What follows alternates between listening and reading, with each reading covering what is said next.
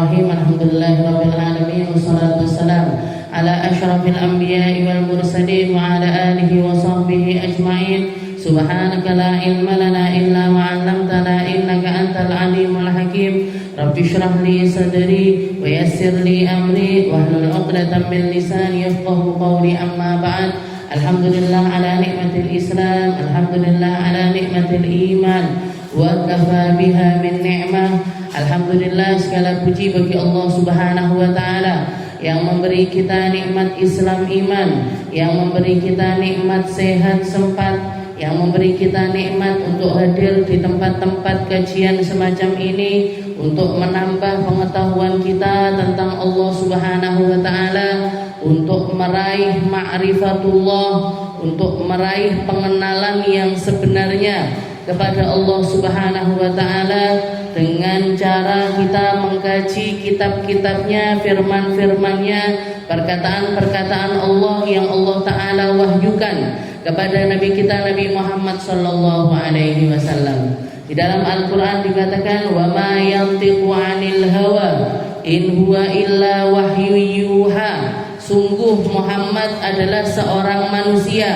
yang tidak pernah berucap dari hawa nafsunya, tidak pernah berucap dari keinginan dirinya, tidak pernah berucap atas dasar hal-hal yang biasanya menyertai lisan-lisan manusia.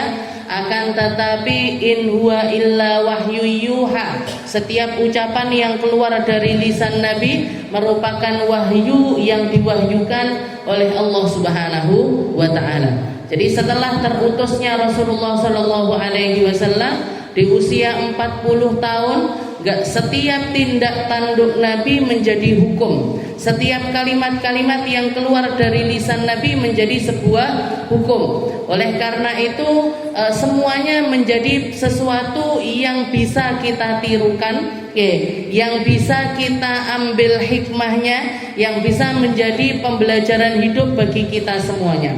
Kalau sebelum usia 40 tahun Rasulullah SAW berucap, bertindak, melakukan segala sesuatu atas keinginan pribadi beliau, atas keinginan diri sendiri, walaupun tabiatnya Nabi ini mulai dari awal sudah dijaga oleh Allah Subhanahu wa taala. Makanya salah satu perkara yang seringkali diserangkan oleh orang-orang kafir, orang-orang non-muslim tentang pribadinya Nabi Muhammad SAW, salah satu yang paling sering diserang ini kan tentang Nabi yang menikah dengan banyak istri.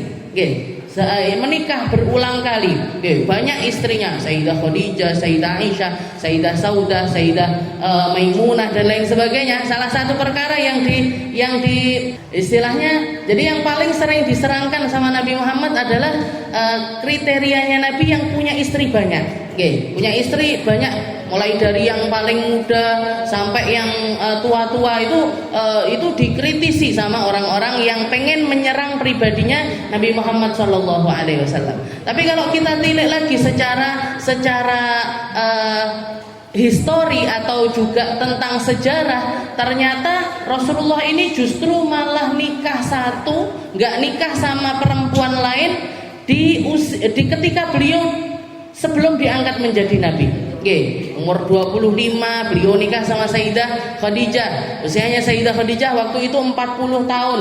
Dan Nabi Muhammad ini istilahnya dengan fisiknya, dengan nasabnya, dengan keluarganya, istilahnya perempuan mana yang gak mau dinikahi sama Nabi Muhammad?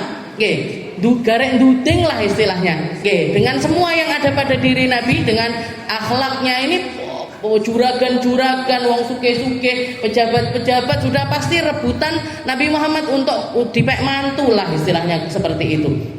Tapi ternyata nyatanya beliau malah justru ngambil pinangan dari Sayyidah Khadijah, seorang perempuan janda 2 kali, jadi pernah nikah 2 kali sebelumnya dan punya anak-anak dari suami sebelumnya. Tapi ternyata katanya Nabi, siapa yang bisa nolak lamarannya Sayyidah Khadijah?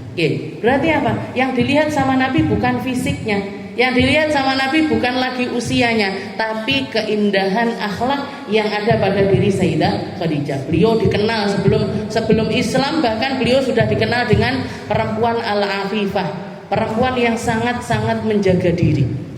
Di saat perempuan rata-rata menjajakan dirinya, bahkan oleh suami-suami mereka masing-masing. Sayyidah Aisyah itu cerita dulu di zaman jahiliyah itu pernikahan yang direstui atau pernikahan yang dianggap sebagai pernikahan yang sah itu 4 macam. Ada 4 cara pernikahan. Yang pertama seperti yang dilakukan oleh para nabi-nabi sebelumnya, dipertahankan oleh Islam dan dipakai sampai akhir zaman dan menjadi satu-satunya pernikahan yang sah. Gimana caranya? Ada mempelai laki-laki, ada wali dari calon istri, habis itu ada saksi, ada ijab kabul. Nah, ini pernikahan yang sah yang direstui sampai datangnya Islam sampai akhir zaman. Satu-satunya pernikahan adalah dengan cara yang semacam ini. Yang kedua, cara yang kedua, para perempuan-perempuan itu yang sudah punya suami. Jadi perempuan sudah punya suami, tapi suaminya ini pengen punya anak-anak dengan gen yang lain. Jadi misalkan kelihatan ada orang dedek dhuwur, cilik muntis misalkan. Jadi kelihatan ada orang tinggi, besar, ganteng. Nanti istrinya istrinya sudah bikin kesepakatan sama laki-laki yang bersangkutan. Istrinya setelah selesai haid dikirim ke laki-laki tersebut. Dikirimnya apa kira-kira? Ya disuruh istilahnya digauli sama laki-laki tersebut. Nanti misalkan sebulan, 2 bulan tinggal sama laki-laki itu, terus dikembalikan sama laki-laki tersebut, balik ke rumah dilihat sama suaminya. Kok sampai istrinya ini nanti hamil? Kok sampai haidnya itu nggak datang lagi? Berarti dia yang menunjukkan berarti dia ini hamil. Suaminya nggak mau nyentuh lagi sampai dia melahirkan. Tapi anaknya dinasabkan ke dia. Anak dari si istrinya sendiri ini tadi. Jadi ini bojone dhewe jadi suaminya sendiri ngirimkan istrinya ke laki-laki yang bersangkutan. Makanya orang-orang Pak yang kesatria sing ganteng-ganteng, yang pinter-pinter itu banyak dikirimi perempuan-perempuan sama suami-suami. Jadi istri-istri bojone ngirimne dhewe. Dan itu dianggap sebagai pernikahan yang sah. Itu dianggap sebagai pernikahan yang sah. Cara yang ketiga, perempuan-perempuan yang memang mereka itu terkenal sebagai perempuan yang menjajakan dirinya. Naudzubillah. Jadi nanti orang-orang seperti ini, perempuan-perempuan seperti ini masang tanda di depan rumahnya. Bendera misalkan, pokoknya sesuatu yang dipakai tanda yang menunjukkan kalau perempuan ini itu berarti bisalah, ngoten. Nanti perempuan tapi didata Bu, didata. Nanti misalkan dalam setahun ini, atau dia itu cuman nerima pelanggan 5 orang misalkan gitu, pelanggan. Pokoknya cuman nerima laki-laki itu 5, A, B, C, D, E misalkan gitu. Nanti giliran istilahnya kadang si A, kadang si B, kadang si C, kadang si. Nanti kalau misalkan sampai si perempuan ini hamil, kalau sampai perempuan ini hamil, nanti dia datangkan dukun. Datangkan dukun, nanti dukunnya yang menerawang. Ki koyoke anake si B. Koyoke. Ki ini anaknya si B ini. Maka ketika sudah dibilang ini anaknya si B, yang bersangkutan si B itu harus setuju. Kalau bayi yang dilahirkan itu anaknya dia. Anaknya si B itu tadi. Nah, ini cara yang ketiga. Cara yang keempat mirip sama cara yang ketiga, cuman bedanya, jadi perempuan ngambil pelanggan 5 misalkan gitu, tahu-tahu hamil. Nanti bapak-bapak ini tadi didatangkan, A, B, C, D, E ini tadi didatangkan. Terus si perempuan itu bilang, bapak anakku si A harus setuju. Kudu manut. Kudu harus setuju dengan perkataan si perempuan itu tadi. Nanti nggak katek dukun, tapi penerawangannya sendiri. Jadi istilahnya ini dan empat-empatnya ini dulu dianggap sebagai pernikahan yang sah. Yang 3 dibatalkan oleh Nabi Muhammad Shallallahu Alaihi Wasallam. Yang 3 nggak sah, ini sesuatu yang nggak masuk akal istilahnya, bukan bagian dari agama Islam. Yang dipertahankan hanya satu cara yang dipakai oleh setiap manusia sampai akhir zaman. Kalau mau ada di dalam hubungan yang diridhoi sama Allah Ta'ala, ada di dalam hubungan yang ketika mereka ini punya keturunannya ini dianggap keturunan yang sah, hanya dengan cara yang satu tersebut. Makanya Rasulullah Shallallahu Alaihi Wasallam ini ngelihat Sayyidah Khadijah ini sebagai perempuan yang sangat-sangat menjaga diri. Bukan cuman nggak terkena hal-hal semacam ini, tapi beliau jauh sekali dari hal yang semacam ini. Keluarganya baik-baik, keluarganya menjaga diri dan lain sebagainya. Nah, jadi kalau dilihat secara akal, Rasulullah sebelum diangkat jadi nabi, justru beliau setia dengan satu istri. Oke. Di saat dimana orang-orang rata-rata kalau punya anak perempuan dipendem hidup-hidup, dibunuh hidup-hidup. Bahkan istrinya masih hamil itu loh, bojone wis gawe kuburan. Nggih. Buat apa? Siap-siap kalau anaknya lahir perempuan langsung dipendem. Nggih. Tapi istilahnya ketika Rasulullah dikaruniai pertama putra, Sayyid Abdullah. Habis itu keluarkan perempuan-perempuan, Sayyidah Zainab, Ummu Kulthum, Ruqayyah, Sayyidah Fatimah. Apa yang dilakukan sama Nabi? Disayangi, bahkan ketika lahir Sayyidah Fatimah itu Rasulullah gembiranya luar biasa. Apalagi ketika melihat si bayi ini setelah tumbuh-tumbuh tambah mirip dengan Rasulullah Shallallahu Alaihi Wasallam. Jadi logikanya Nabi mulai dari sebelum kenabian itu sudah dijaga sama Allah Taala. Tapi ketika beliau diangkat jadi nabi, mayantiqu anil hawa in huwa illa wahyun yuha. Tidak ada yang sakarpe Muhammad ini, nggak ada. Nggak ada yang sesuai dengan keinginannya Nabi ini, nggak ada. Tapi semuanya atas perintah dari Allah Subhanahu wa Ta'ala. Dan kalau dipakai logika lagi, orang kalau laki-laki kalau memang nakal, laki-laki kalau memang suka sama perempuan, nggak main di waktu tua, Bu. Nggak main perempuan itu ketika usia lanjut, enggak. Nom-nomane mesti ngoten. Laki-laki kalau memang nakal, suka sama perempuan, itu nakalnya itu di usia 20, 30. Nah, Rasulullah baru nikah itu setelah wafatnya Sayyidah Khadijah. Kapan itu? Sebelum beliau hijrah ke negeri Madinah. Jadi sekitar usianya Nabi mungkin 50-53 tahun.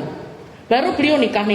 Dan dalam waktu yang berdekatan, istilahnya nikah jarak antara pernikahan Sayyidah Aisyah dengan Sayyidah Saudah aja nggak sampai sebulan, Bu. Sayyidah Aisyah dinikahi Nabi umurnya 7 tahun. Nggak lama setelah itu, beberapa minggu kemudian nikah lagi dengan Sayyidah Saudah. Berapa usianya Sayyidah Saudah? 50 tahun. Mosok ada laki-laki entuk perawan ting-ting bahkan 7 tahun masih ansik cilik. Habis itu nikah sama sepuh umur 50 tahun. Berarti apa? Bukan laki-laki yang golek, Bu. Kalau nyari, terus nyarinya yo sing yang sudah matang, yang cantik, yang ngoten. Tapi Rasulullah enggak. Setiap pernikahannya Nabi ada tujuannya. Setiap pernikahannya Nabi ada tujuannya. Sayyidah Sofiyah dinikah. Anaknya siapa? Anaknya pendeta Yahudi yang paling diambil perkataannya. Anaknya masuk Islam dinikah sama Nabi, Sayyidah Sofiyah. Macam-macam. Ada yang mantan Nasrani, ada yang mantan Yahudi. Jadi semuanya biar apa? Biar Rasulullah bisa masuk dakwah ke orang Yahudi, dakwah ke orang Nasrani, dakwah ke petinggi-petinggi ini dan lain sebagainya. Kita lanjutkan pembahasan kita di dalam surat An-Nazi'at. Ila an qala Allah Ta'ala fi kitabihil aziz, a'udzu billahi minasyaitonir rajim. Bismillahirrahmanirrahim. Fa akhadahu Allahu nakalal akhirati wal ula. Inna fi dzalika la'ibratan liman yakhsha. A antum ashaddu khalqan amis samaa'u banaha. Jadi di sini Allah Subhanahu wa Ta'ala akhir dari kisah tentang terutusnya Nabiullah Musa, Allah Subhanahu wa Ta'ala menjadikan ini sebagai sebuah pembelajaran besar. Fa akhadahullahu nakalal akhirati wal ula. Manusia-manusia semacam Fir'aun yang hidup dengan kesombongan, yang hidup dengan arogansi, yang hidup bahkan menganggap dirinya sebagai Tuhan, menganggap dirinya memiliki dunia secara keseluruhan, bisa mengendalikan banyak orang, bisa mengendalikan segala sesuatu. Katanya Allah Ta'ala, fa'akhadahullahu nakalal akhirati wal ula.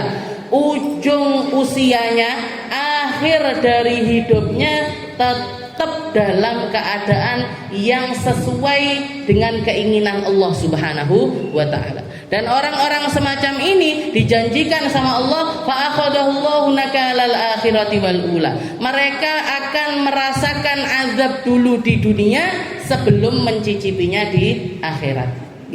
Makanya di dalam ayat yang lain Allah Ta'ala juga mengatakan, fandur kaifa kana aqibatul mujrimin, fandur kaifa kana aqibatul mukadzibin. Kalian itu kalau pengen tahu tentang keadaan seseorang, lihat aja, kalau mau ngambil pelajaran untuk hidup, memotivasi diri untuk lurus di jalannya Allah Subhanahu wa Ta'ala, cukup ambil pelajaran seperti apa akhir hidupnya orang-orang yang banyak dosa, orang-orang yang banyak melakukan kezaliman, orang-orang yang banyak menyengsarakan manusia yang lainnya. Seperti apa akhir hidupnya mereka? Gak enek sing penak, Bu. Gak ada yang gampang, itu gak ada.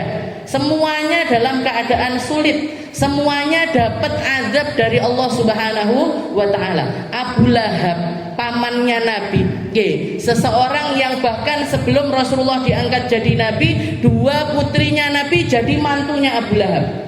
Dua putrinya Nabi ini sudah jadi mantunya Abu Lahab, Sayyidah Ruqayyah dan Sayyidah Ummu Kulthum. Nikah dengan dua putranya Abu Lahab, pamannya Nabi Muhammad sallallahu alaihi wasallam. Dinikahkan, berarti apa? Rasulullah sudah punya kecocokan sama pamannya sendiri, sampai dua putrinya dinikahkan sama Abu Lahab. Tapi begitu Rasulullah ngaku menjadi seorang nabi, katanya Abu Lahab, putraku ceraikan dua putrinya Muhammad. Ceraikan, kembalikan dua putrinya Muhammad kepada orang tuanya. Yang satu dikembalikan dengan cara yang baik-baik, yang satu dikembalikan dengan cara yang enggak baik. Dikatakan yang enggak baik ini, putranya Abu Lahab yang mengembalikan putrinya Nabi dengan cara yang enggak baik, itu sampai bikin Rasulullah itu doa. Beliau minta sama Allah Ta'ala, ya Allah, matikan dia dengan diterkam hewan buas. Matikan dia dengan diterkam hewan buas. Dikabul sama Allah Ta'ala.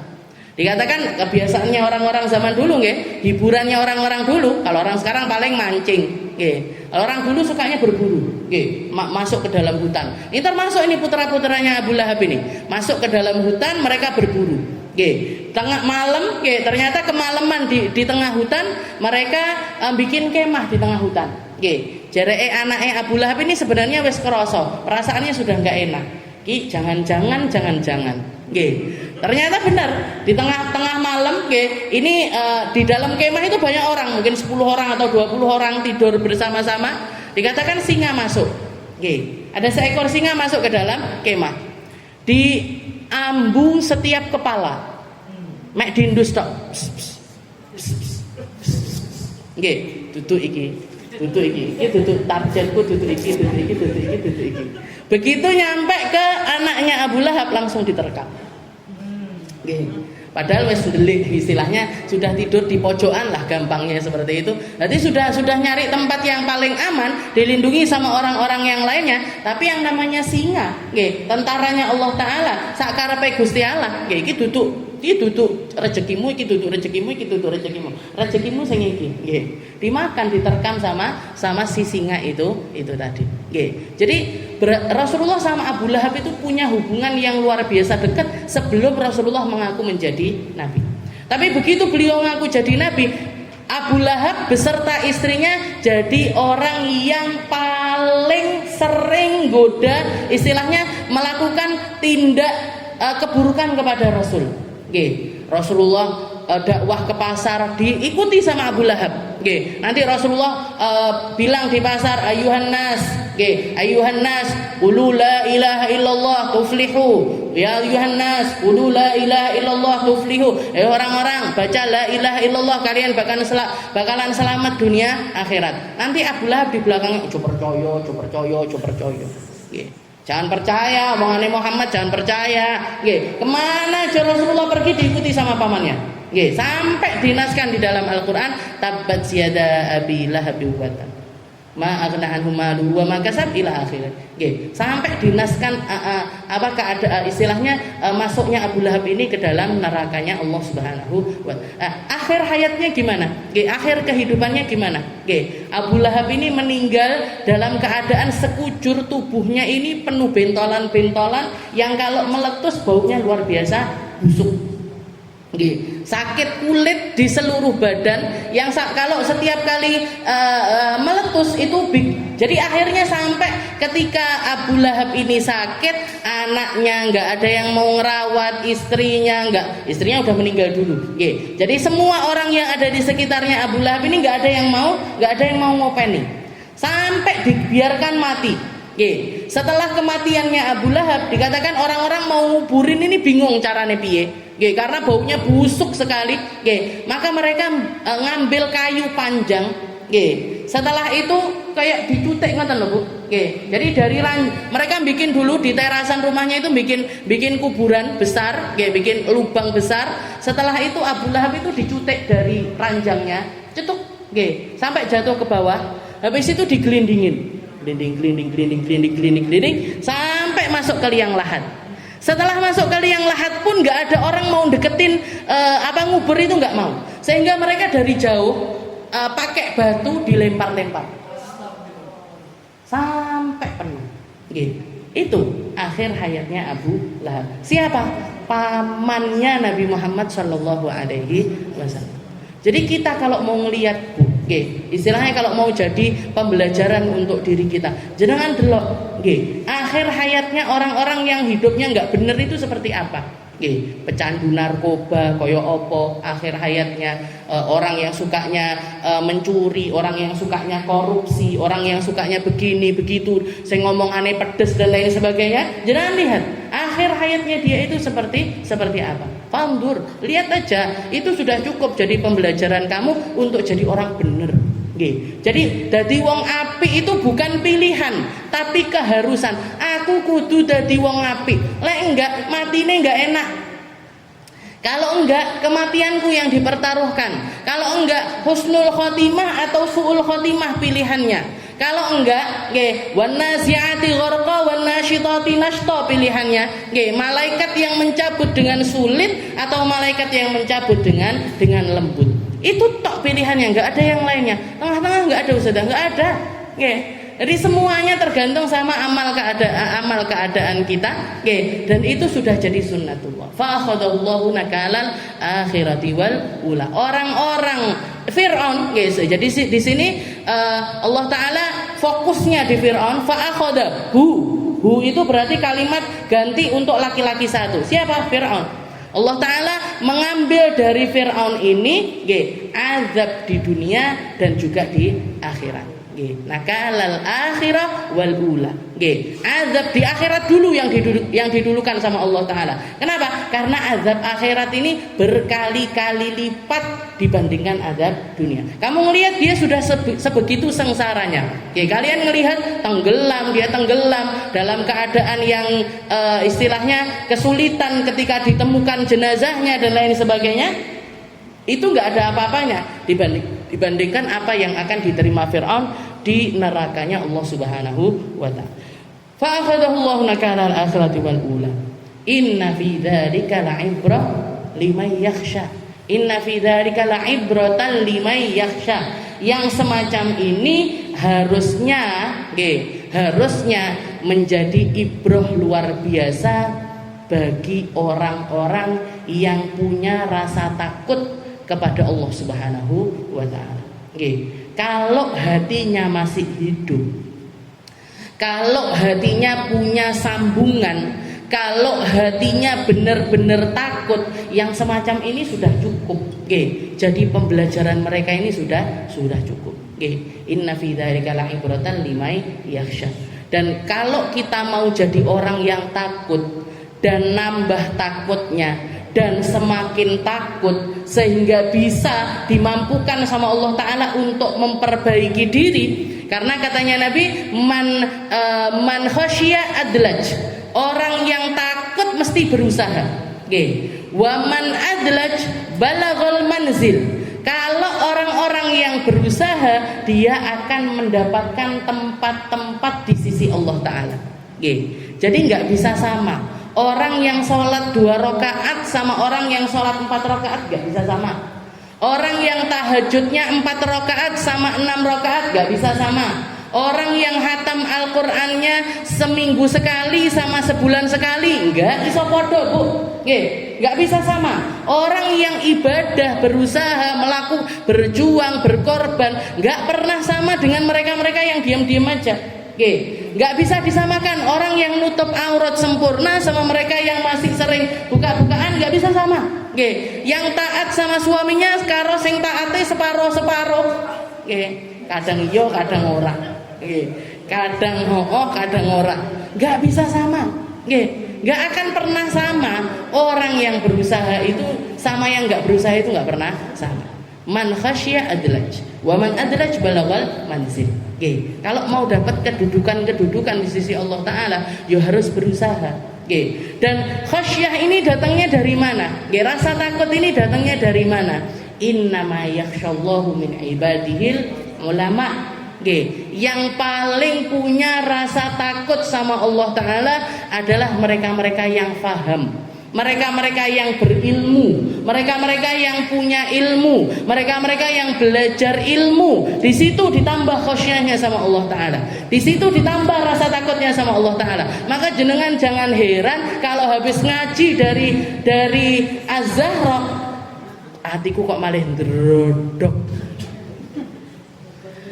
Aku kok jadi kebayang-bayang ya, saya kok jadi kepikiran ya, saya kok jadi gini, jadi gitu.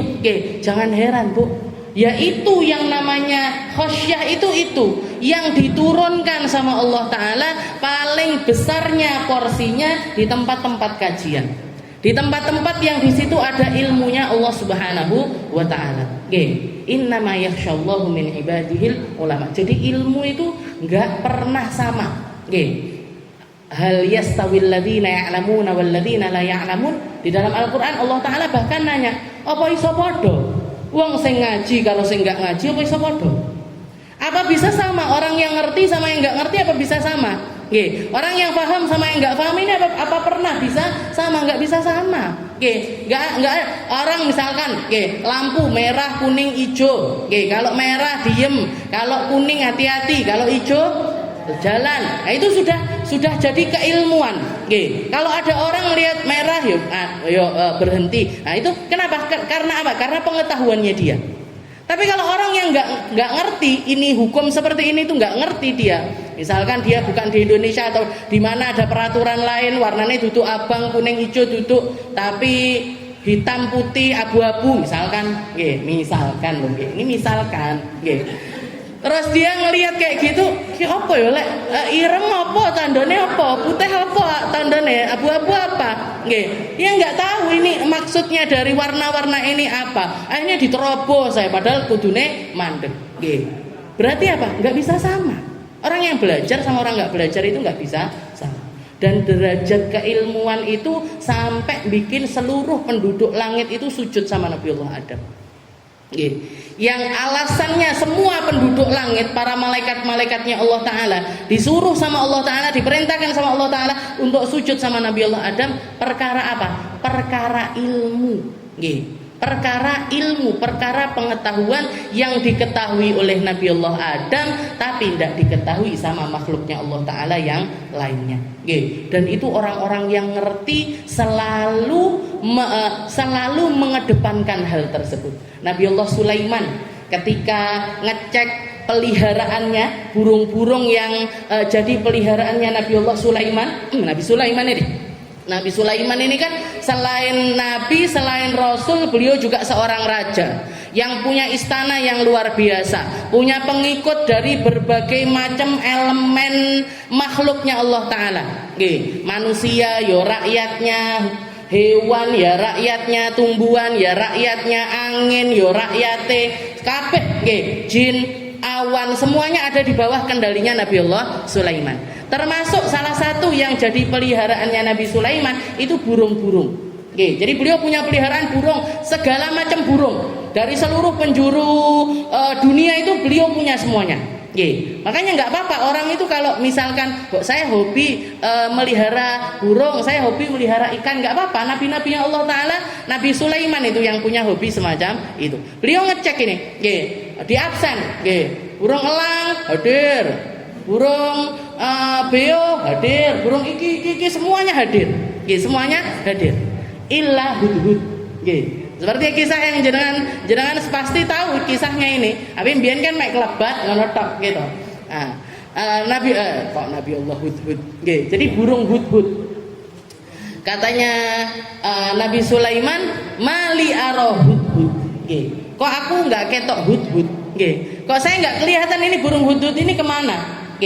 Katanya Nabi Sulaiman, la azbahannahu. Lek sampai teko, tak absen waktunya pengajian pagi kok nggak datang ini. Di absen ini sama Nabi Sulaiman. Wah Zahra di absen pisan. Sampai nggak teko ini. Jadi di absen sama Nabi Sulaiman. Ini burung ini kajian pagi misalkan loh. Jadi dipanggil, amali arah hudhud. Kok ini hudhud saya nggak kelihatan. Kalau sampai dia nggak mendatangkan ilmu baru untuk diriku, la adbahanna, tak beleh, tak pakai buat makan siangku hari ini. Jadi katanya Nabi Sulaiman seperti itu. Maka begitu hudhud ini datang, tunuk datang. Yang pertama kali dia katakan kepada Nabi Sulaiman, ya Sulaiman, ahadtu bima lam tuhid bih. Saya punya sesuatu yang kamu nggak tahu. Wajituka binabain min sabai yakin. Saya datang dari negeri Sabak dengan kabar yang yakin. Dengan kabar yang saya bisa memastikan keotentikannya, yang bisa saya pastikan kebenarannya, yang bisa saya pastikan tentang fakta hal tersebut. Kita belajar sama hudhud, belajar sama burungnya Nabi Allah Sulaiman yang namanya hudhud ini. Kita belajar dari beliau bahwasanya kalau ngomong saomong kudu fakta, binabain yakin, dengan kabar yang yakin. Yakin itu apa? Yakin itu pasti. Pasti itu seberapa? Pasti itu 100%. Kayak saya sekarang ada depan sama jenengan.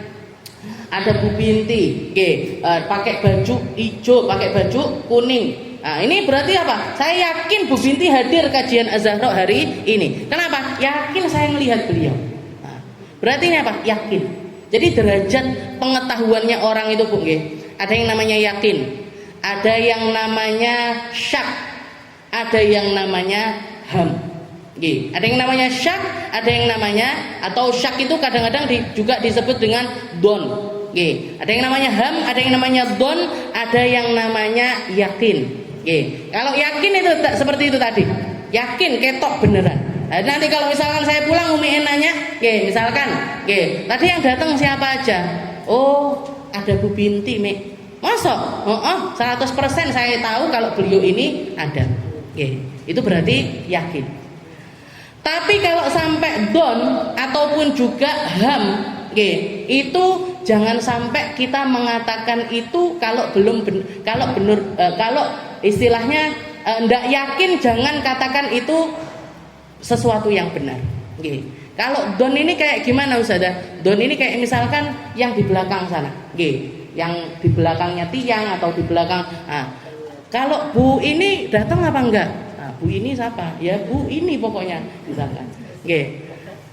Kayaknya sak kelebat ketoke teko, tapi nggak tahu saya. Nah itu namanya berarti don. Kalau ham itu bukan lagi di ruangan sini, tapi di luar sana. Jadi misalkan di sana ada orang berdiri, nggih. Sapa ya kuwi? Enggak tahu saya, nggih. Nah, itu namanya ham. Jadi istilahnya gini, fakta atau sesuatu yang menjadi keilmuan itu kalau masih jadi ham, nggih, atau menjadi don, itu jangan kita ucapkan. Nggih.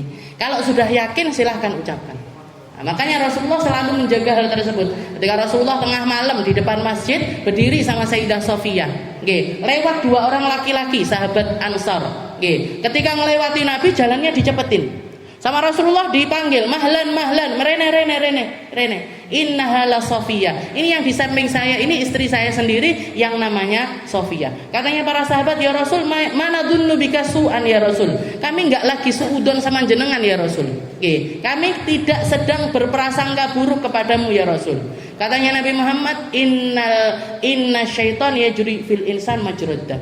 Setan itu pinternya setan, dia jalan sama alirannya darah manusia. Sekarang mungkin kamu nggak lagi suudon sama saya, tapi nanti di rumah misalkan bojomu tekok, tadi misalkan jenengan kamu cerita, saya tadi ketemu sama Rasulullah. Oh iya, di mana? Di masjid, di depannya masjid sama perempuan. Siapa ya kira-kira perempuan itu? Di apa nih ceritanya ada wong wedok. Tambahi brambang, tambahi bawang, tambahi uyah, tambahi segala macam. Yang pertamanya tewel, pertama faktanya itu tewel, berubah tadi jangan lodeh. Iki blaen. Katanya Allah Taala, inna ba'dadh-dhon itsmun. Sebagian besar prasangka kalian itu mendatangkan dosa. Sebagian besar dari prasangka itu datengin dosa. Jadi kalau belum jadi fakta jangan cerita. Burung aja tahu itu. Ahadtu bima lam tuhid bihi wajituka binabain min sabain binabai yakin. Saya datang dari negeri Sabak dengan kabar yang yakin. Kenapa? Karena saya ngelihat sendiri. Ratu Balqisnya saya ngelihat sendiri, istananya Ratu Balqis saya ngelihat, ibadahnya dia kepada matahari saya ngelihat. Akhirnya yang terjadilah yang terjadi seperti yang diceritakan. Nabi Sulaiman ngirim surat sama Ratu Balqis, innahu min Sulaiman wa innahu bismillahirrahmanirrahim. Orang pertama kali yang nuliskan bismillahirrahmanirrahim di dalam suratnya Nabi Allah Sulaiman. Innahu min Sulaiman wa innahu bismillahirrahmanirrahim. Jadi khasyah, rasa takut itu datangnya dari ilmu. Datangnya dari ilmu. Makanya nggak pernah sama, para ulama itu nggak pernah sama orang yang lainnya. Setelah itu yang namanya khasyah, yang namanya rasa takut itu dua.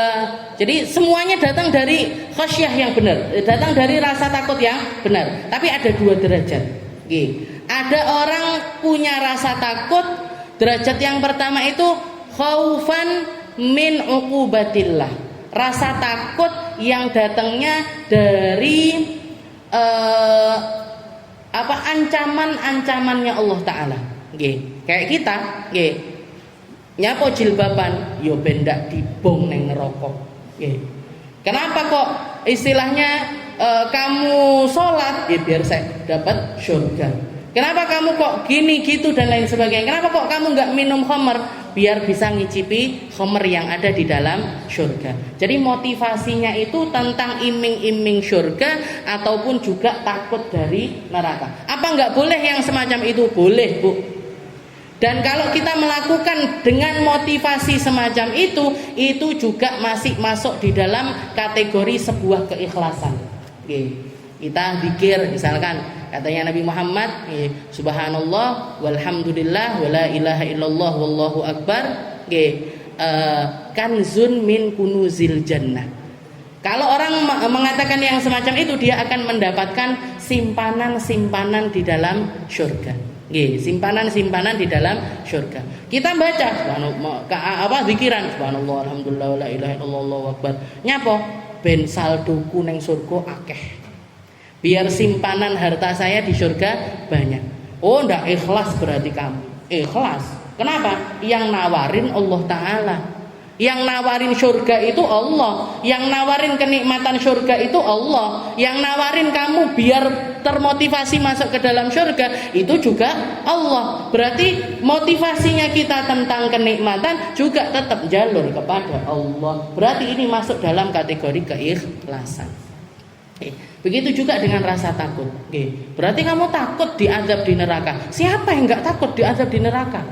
Dibong nggak wedi, ada orang dibong nggak wedi. Suruh kalau ada orang nggak wedi aku mlebu neraka, dengan cepakne lilin. Jangan cepakne lilin di depannya dia. Kene tangannya dicekel, masukkan ke dalam lilin. Lek ndak jerit toh. Kalau dia nggak jerit, kalau dia sampai nggak jerit dengan dimasukkan tangannya ke dalam, nggak usah api unggun, masukkan ke dalam lilin sampai nggak jerit dalam 1 jam. Jangan kayak duit 1 juta, jerit pasti dia. Istilahnya siapa yang nggak takut sama neraka itu siapa? Bahkan para nabi-nabinya Allah Ta'ala takut. Bahkan orang-orang soleh itu juga takut. Sayyidina Ali Zainal Abidin, setiap kali selesai wudhu itu mukanya pucet. Mukanya pucet. Ditanya sama para orang-orang murid-muridnya, nanya, kenapa kok jenengan ini kalau sudah mau sholat itu gemeter, mukanya pucet ini kenapa? Katanya Sayyidina Ali, saya nggak takut. Setiap kali saya ngelihat ke kanan, yang saya lihat surganya Allah. Setiap kali saya ngelihat ke kiri, yang saya lihat nerakanya Allah. Gimana saya nggak takut? Jadi setiap kali selesai sholat, kenapa kok beliau bisa sampai sholat setiap malamnya itu 1000 rakaat? Katanya beliau, setiap kali saya salam dari sholat, ngelihat ke kanan, ngelihat surga, jadi pengen nambah rakaat sholat. Ngelihat ke kiri, ngelihat neraka. Saya nggak takut kalau istilahnya menghilangkan waktu-waktunya sia-sia nggak di jalan Allah Ta'ala itu. Akhirnya sholat salam gitu lagi, sholat lagi. Salam gitu lagi, sholat lagi. Awake dhewe kan enggak. Salam terus kesel luncur dhisik. Salate mek 2 rakaat, istirahatnya setengah jam. Ini gua awake dhewe. Ngopi sik, ngantuk nggih. Nyelup-nyelup jajan sik, tambah ngono wae. Inna fi dzalika la'ibratan liman yakhsha a antum ashaddu khalqan amis samaa'u banaha. Katanya Allah Ta'ala, kamu ini loh yang enggak percaya dengan hari kebangkitan. Apakah kalian ini makhluknya Allah Ta'ala yang lebih dahsyat dibandingkan langit-langitnya Allah?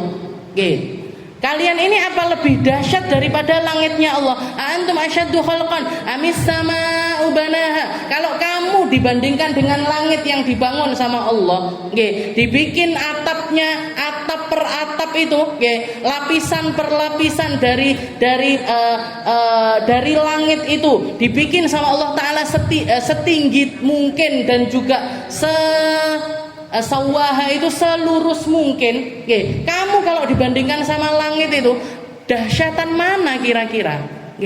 Karena bahkan makhluknya Allah Ta'ala yang besar-besar, makhluknya Allah Ta'ala yang agung-agung, makhluknya Allah Ta'ala yang secara fisik itu dilihat dengan kedahsyatannya, itu semuanya tunduk patuh sama Allah Ta'ala. Semuanya takut sama Allah Ta'ala. Lah manusia cilik, mungil, mek kuat mangan sak piring 2 piring ya lo kok petantang petenteng. Istilahnya kamu itu loh, umurmu pendek dibandingkan langit dan enek apa-apane. Waktumu sedikit, kamu sangat lemah, lara untu wae enggak budal ngaji. Gitu. Kita ini loh selemah ini, kok ndadak petantang petenteng, antum asyaddu khalqan amis sama'u banaha. Jadi makhluknya Allah Ta'ala yang besar-besar itu aja loh tunduk patuh sama Allah, tunduk patuh sama Allah Ta'ala.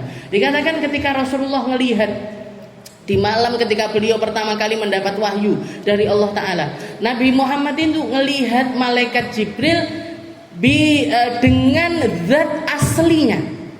Dengan zatnya malaikat Jibril yang asli. Sampai dikatakan sama Nabi, aku nengok ke kiri, sayapnya Jibril ini memenuhi langit kiri. Ketika aku melihat ke kanan, sayapnya Jibril memenuhi langit kanan. Kepalanya Jibril memenuhi langit atas, kakinya Jibril memenuhi langit bawah. Padahal beliau ada di atas Gua Hira. Istilahnya berarti kan melihatnya itu dengan kayak kalau pernah ke Bromo naik ke atas puncak itu kan pandangan kita nggak lagi terbatas dengan apapun. Nggih, ketok kabeh, kanan, kiri, atas, bawah itu kelihatan semuanya. Itu Nabi Muhammad ketika melihat itu bergetar karena diperlihatkan malaikat Jibril dengan bentuk aslinya. Nggih, yang dimana Kak? Yang dikatakan sayapnya Jibril itu luar biasa banyak.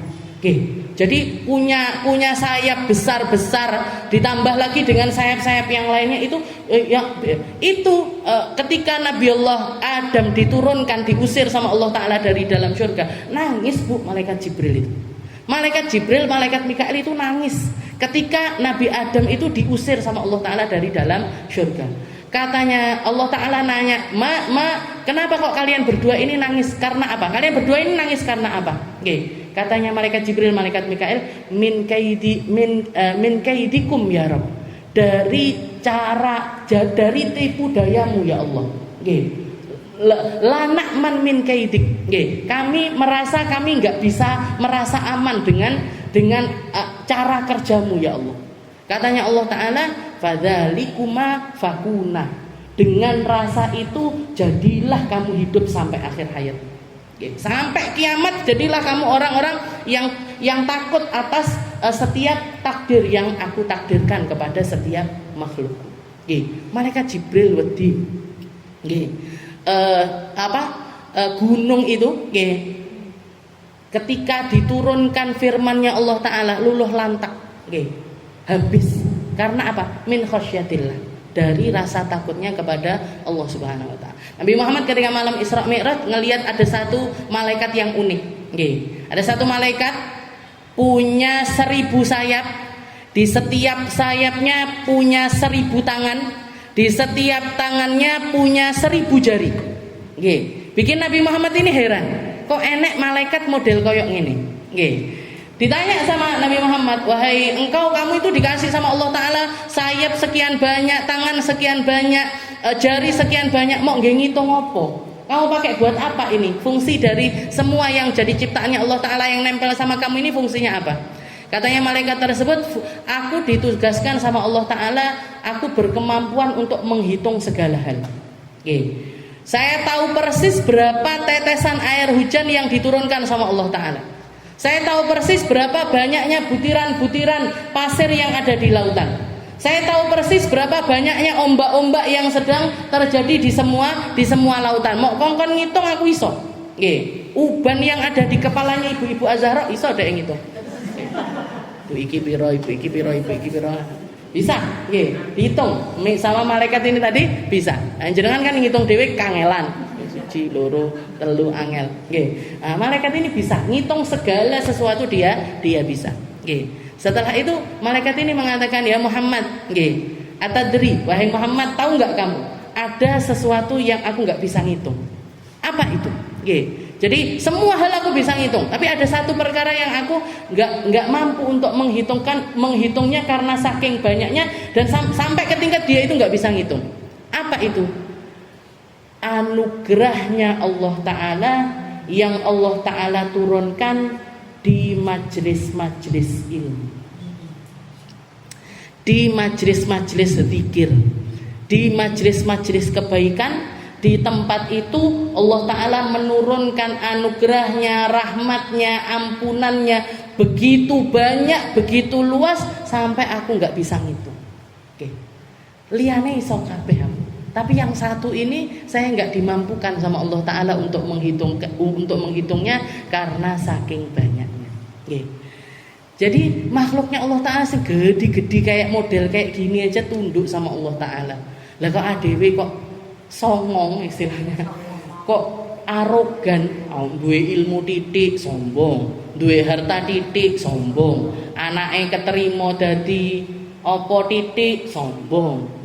Kamu ini loh, dilungkas mean, tinggal tunggu aja, tinggal sebentar lagi kamu kok kamu jadi orang seperti antum asyaddu khalqan amis sama ubanaha. Kok sampai hal perkara dunia ini memalingkan kamu dari ibadah kepada Allah, dari khidmah sama agamanya Allah, dari melakukan kebaikan-kebaikan. Antum asyaddu khalqan. Apa kamu lebih dahsyat dibandingkan makhluknya Allah Ta'ala? Amis sama ubanaha. Perbandingan fisik aja loh kita nggak bisa bersaing sama langitnya Allah, nggak bisa bersaing sama selanjutnya. Wa aghtasha lailaha wa akhraja duhaha wal arda ba'da dzalika dahaha akhraja minha ma'aha wa mar'aha wal jibala arsaha mata'an lakum wa li an'amikum. Ini saingan sama makhluk-makhluknya Allah Ta'ala. Malam makhluknya Allah, siang makhluknya Allah, waktu duha waktunya punyanya Allah. Kamu itu loh nggak lebih dahsyat daripada makhluk-makhlukku yang ini.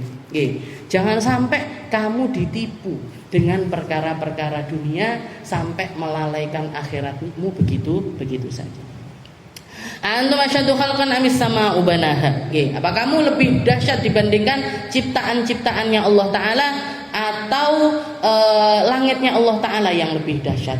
Wa aghtasha lailaha, dan dari langit tersebut Allah Ta'ala menyelimutinya dengan malam. Di satu waktu dijadikan siang, di satu waktu dijadikan malam.